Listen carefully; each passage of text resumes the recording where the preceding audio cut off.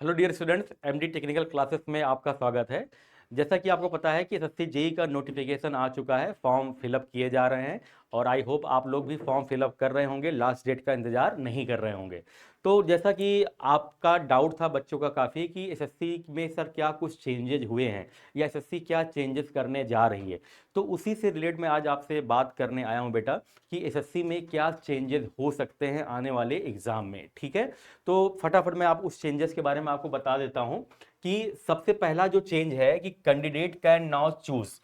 आप जब आप लैंग्वेज जो है सेलेक्ट करते हो जिसमें आप पेपर देना चाहते हो, जैसे हिंदी में, इंग्लिश में, तो आप कोई भी इसमें से लैंग्वेज सेलेक्ट कर सकते हो, हिंदी, इंग्लिश या बाई लैंग्वेज। ठीक है ना। बाई लैंग्वेज में एक खास बात यह बेटा कि बाई लैंग्वेज अगर आप सेलेक्ट करते हो तो सबसे पहले इंग्लिश में क्वेश्चन आएगा, फिर हिंदी में क्वेश्चन आएगा। तो इससे सहूलियत ये मिलेगी बच्चों को, चाहे वो हिंदी मीडियम वाला बच्चा हो चाहे इंग्लिश मीडियम वाला बच्चा हो, दोनों क्वेश्चन उसको साथ साथ में दिखेंगे। वो हिंदी का भी क्वेश्चन हिंदी में भी क्वेश्चन देख सकता है और इंग्लिश में भी देख सकता है। ये जो है सुविधा जो है एसएससी हो सकता है आपको प्रोवाइड कर रही है। ठीक है, कि बाई लैंग्वेज अगर आप मोड सेलेक्ट करते हैं तो इंग्लिश में क्वेश्चन आएगा, उसके जस्ट बाद उसी क्वेश्चन को हिंदी में दिया जाएगा, तो आप इंग्लिश और हिंदी दोनों में क्वेश्चन को देख सकते हैं। ठीक है, पहले क्या होता था कि पहले अगर हिंदी आपने सेलेक्ट किया तो हिंदी में ही क्वेश्चन आ रहा है, इंग्लिश में सेलेक्ट किया तो आपका इंग्लिश में ही क्वेश्चन आ रहा है। ठीक है ना। अब क्या है कि फ्लेक्सिबिलिटी दी गई है बेटा कि आप किसी भी समय जो है लैंग्वेज को जो है चेंज करके किसी भी टाइम एग्जाम के दौरान आप हिंदी का क्वेश्चन इंग्लिश में देख सकते हो और इंग्लिश का क्वेश्चन हिंदी में देख सकते हो। ऐसा जो है सुविधा एसएससी आपको प्रोवाइड करने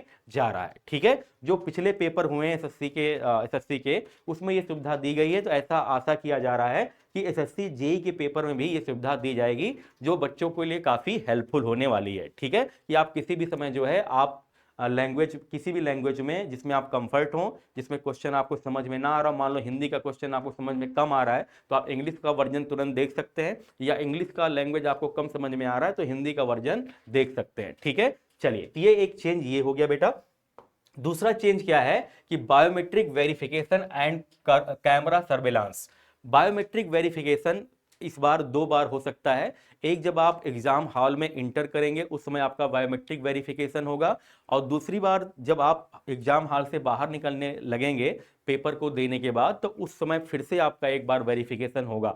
तो बेटा वेरिफिकेशन जो है वो दो बार होगा, पहले एक बार होता था, अभी वेरिफिकेशन दो बार होता है, दो बार होगा। ठीक है, पारदर्शिता को बढ़ाने के लिए ऐसा जो है सुविधा एसएससी लाने जा रहा है। ठीक है, और दूसरा जो मेजर चेंज है कि आप जो है पूरे एग्जाम के दौरान कैमरा सर्वेलांस में रहेंगे।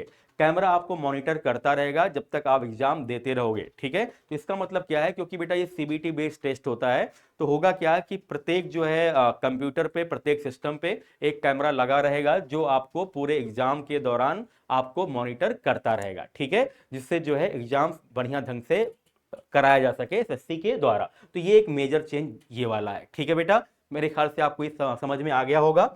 इसके बाद जो एक मेजर चेंज हो सकता है, इसके लिए अभी कोई बहुत पुख्ता जानकारी नहीं है। ठीक है, कि ऐसा लोग कह रहे हैं कि पेपर एआई बनाएगा। ठीक है ना।